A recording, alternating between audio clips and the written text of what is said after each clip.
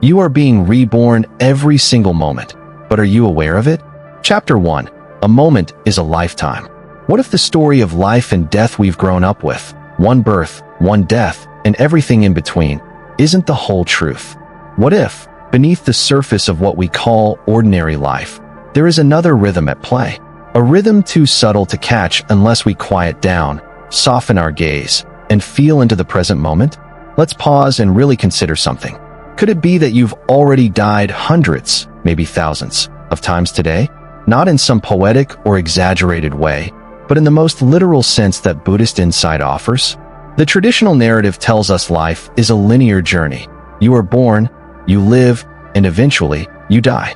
That's it. One clean arc. One enduring you moving through time. But from a Buddhist lens, this storyline is just the surface. It's a useful story, but it hides a much more fluid and dynamic truth.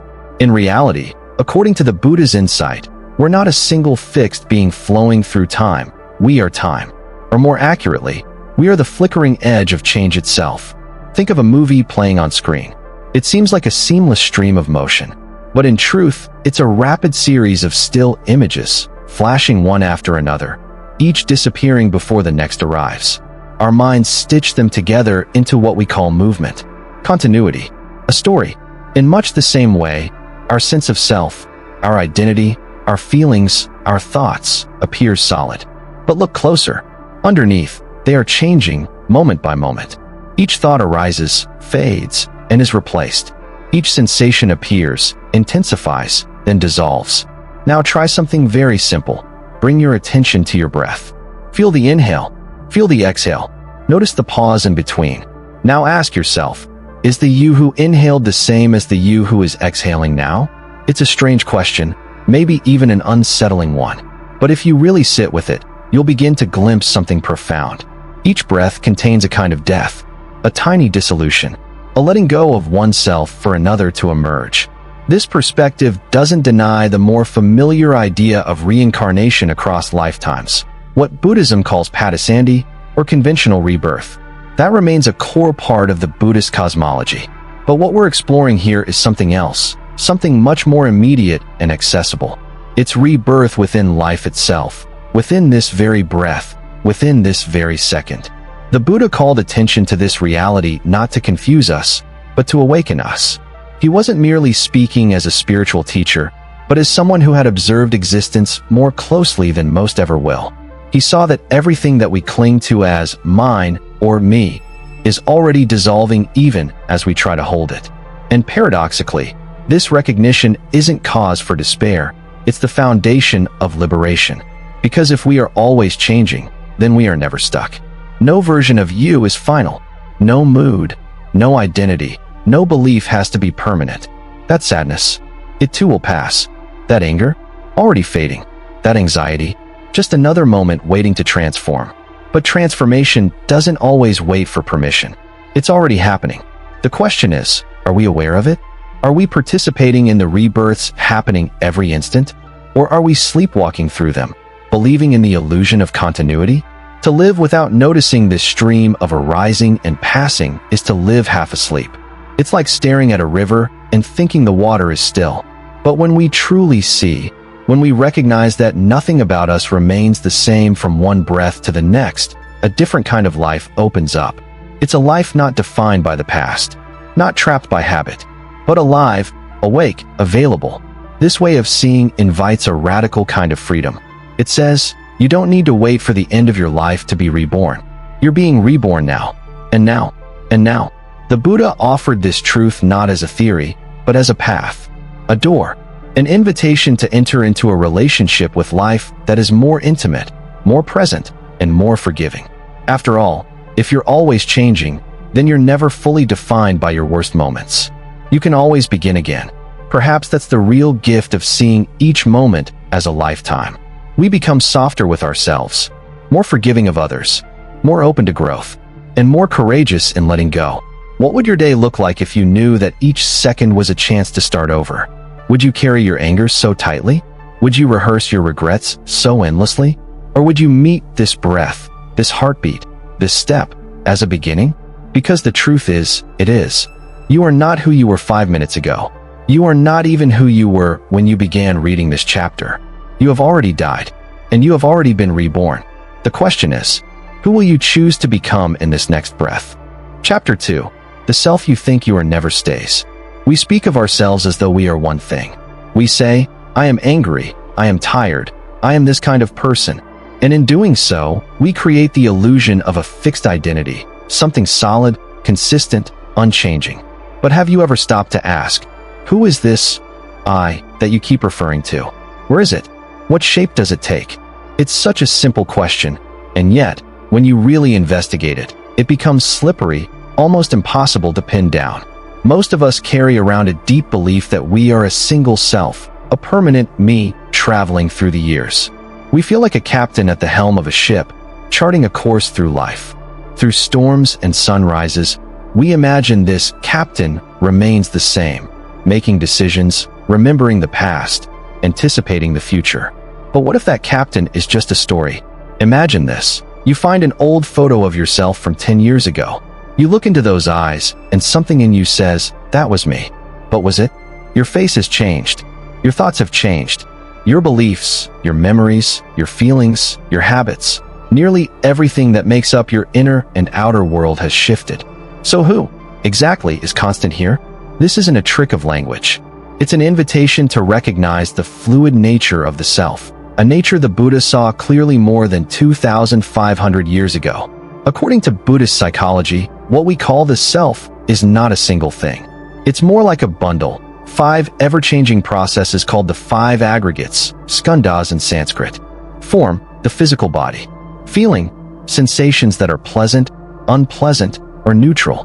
Perception, how we recognize and interpret what we see, hear, smell, taste, and touch. Mental formations, our thoughts, intentions, desires, habits. Consciousness, the awareness that knows experience as it unfolds. All 5 are impermanent.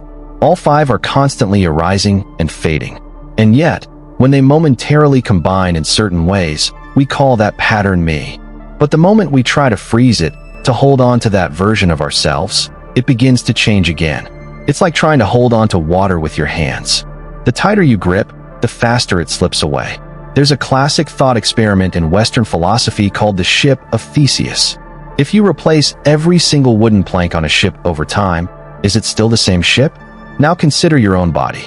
Nearly every cell you had as a child has been replaced. Your memories have faded and reformed. Your perspectives have expanded or contracted. If nothing about you remains exactly the same, then what is actually continuous? The Buddha's answer was gentle, but radical. Continuity is not the same as permanence. Yes, there is a thread, what we might call the stream of consciousness. But this stream is not made of a fixed entity. It's made of connections, conditions, causes and effects. It's like lighting one candle with another. The flame continues, but it's never exactly the same flame. And yet, there is still this powerful feeling that I am the same person I was yesterday. Why?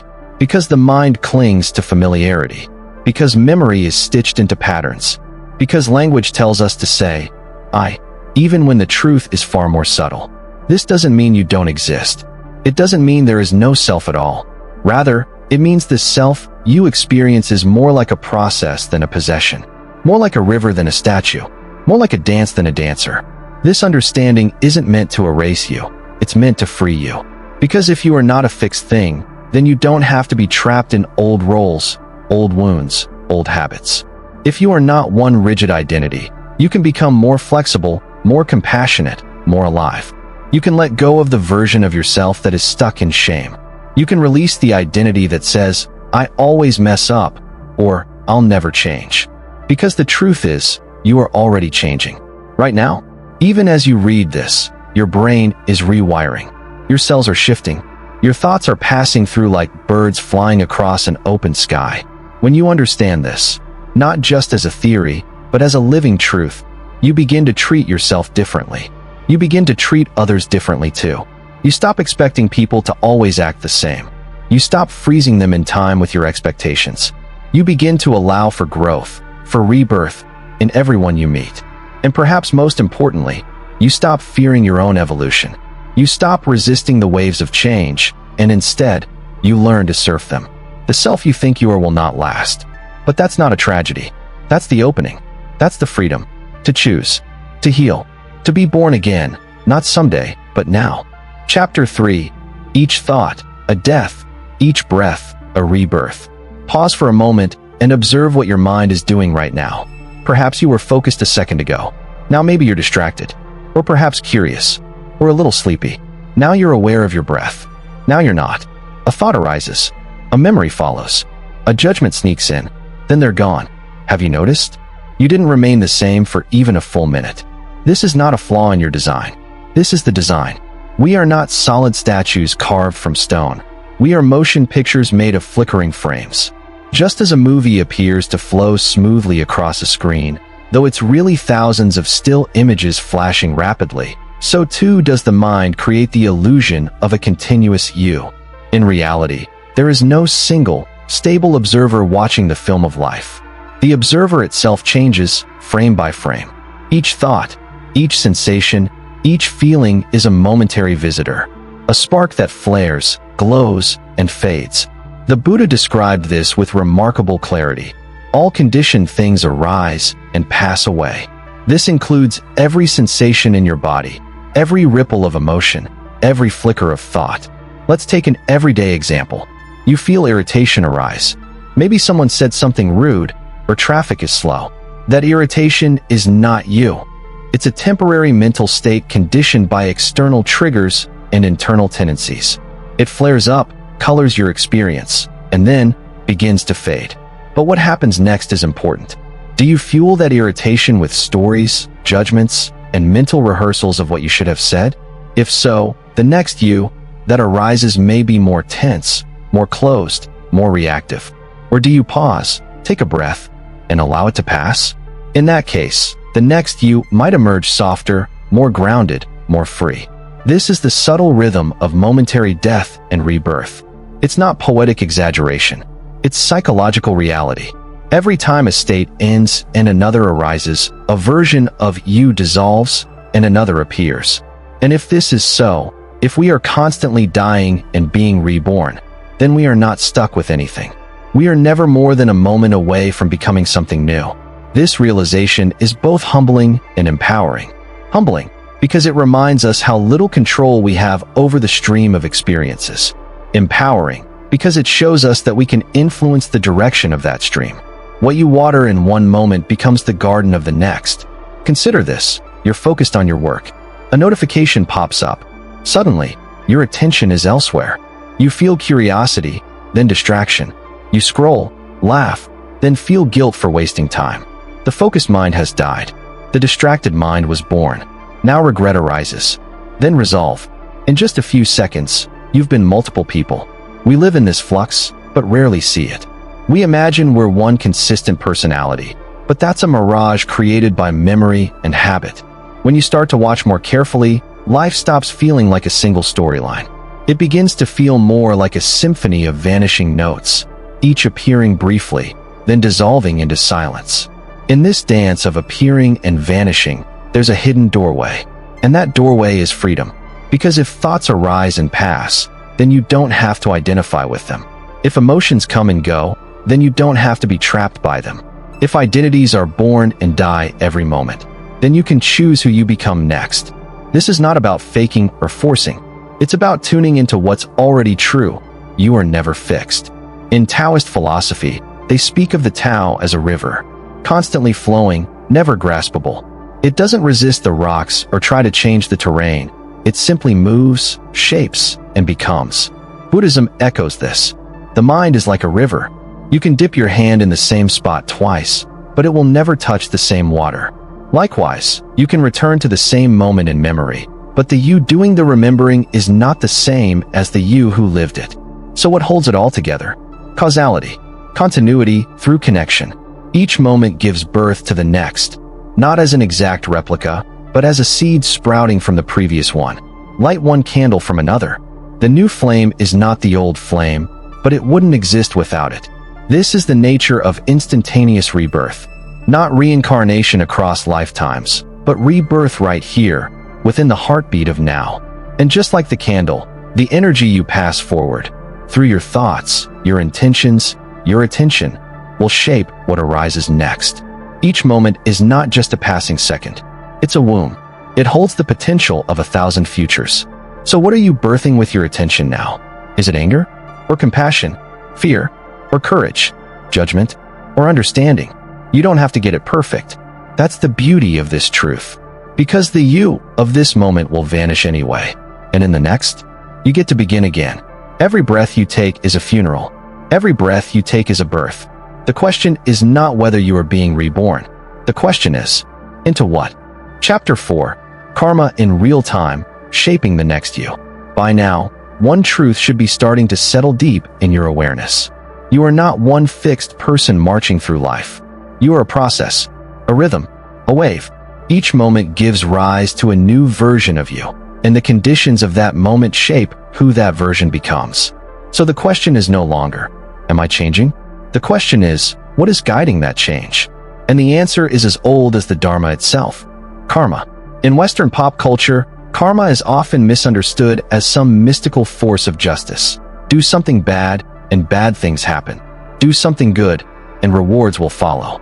Like the universe keeping score. But in the Buddhist tradition, karma isn't about punishment or reward. It's not fate. It's not divine bookkeeping. Karma simply means action. Specifically, intentional action. What you do, what you say, and especially what you think, creates ripples in the stream of your mind. Those ripples set the tone for the next moment. They are the architects of your immediate future. In this way, karma is not something that happens to you. Karma is something you do. Imagine you wake up feeling heavy. That heaviness is a condition. It might be from lack of sleep, a difficult memory, or no clear reason at all. Now, in that moment, you have a choice. You can follow that heaviness with more self-critical thoughts. Why do I always feel like this? What's wrong with me? That inner commentary is karma. It's a mental action. That action produces a result. More tension, more suffering. Or you could pause, breathe, gently say, this is heaviness. It's here. I don't have to fight it. I'll just sit with it. That, too, is karma. And its result? Perhaps a little peace, a little space, the chance for a lighter moment to arise next. This is karma in real time. You're not waiting lifetimes to experience its effect. You're living it now. Every moment of mindfulness, every seed of patience, every act of kindness is a karmic gesture that influences the you that comes next. The Buddha explained this through the law of dependent origination, the understanding that when this is, that arises. Nothing happens in isolation. Each moment is born from the moment before.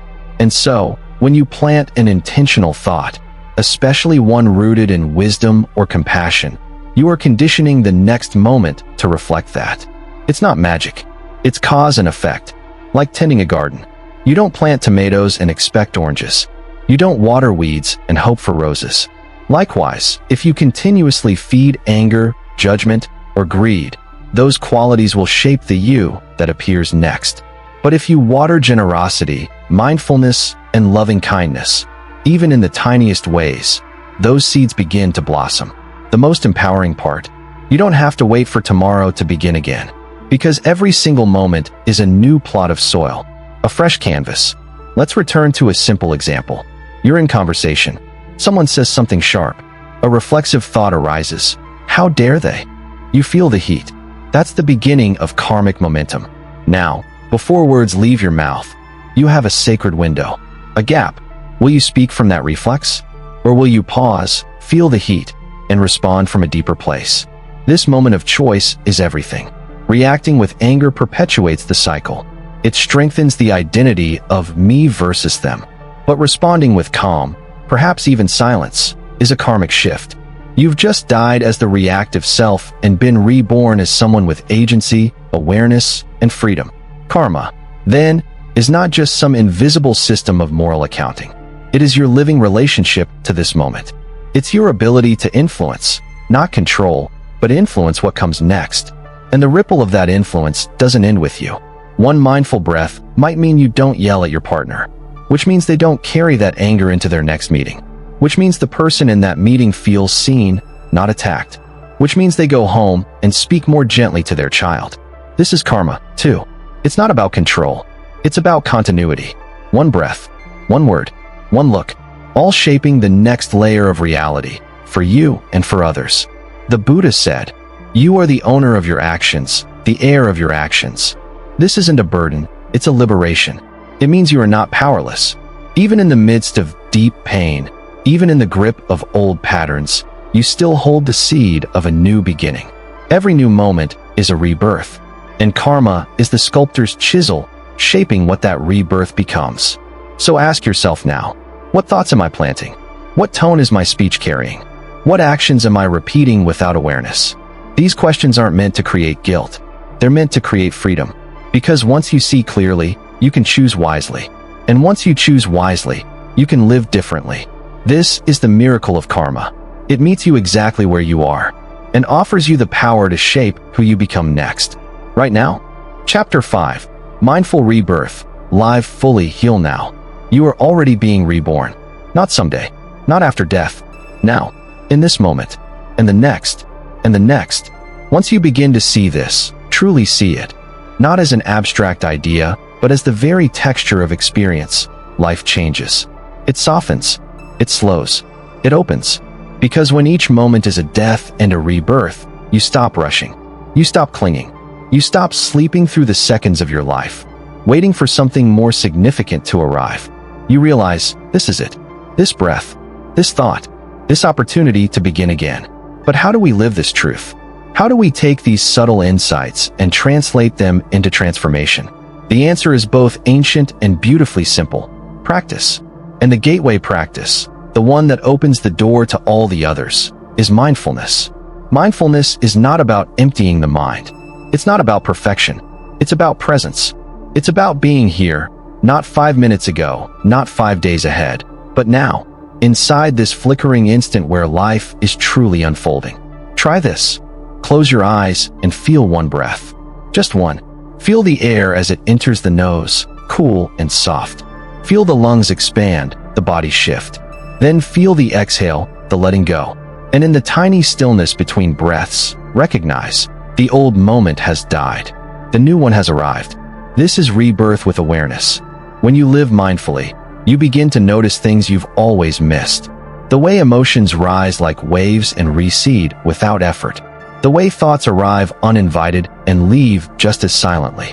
The way you are constantly becoming someone new, sometimes gentle, sometimes reactive, sometimes radiant, sometimes wounded. And in noticing this, you gain power.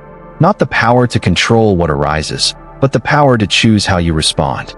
That's where freedom lives.